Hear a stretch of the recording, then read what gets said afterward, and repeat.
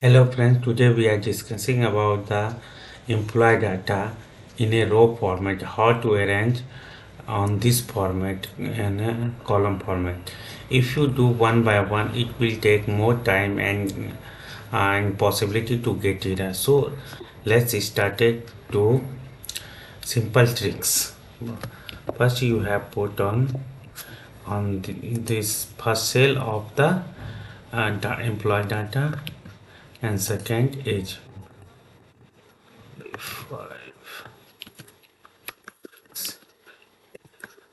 and then after you have to select this and drag in. Then after click on Control H on the place to see data will automatically fill on it.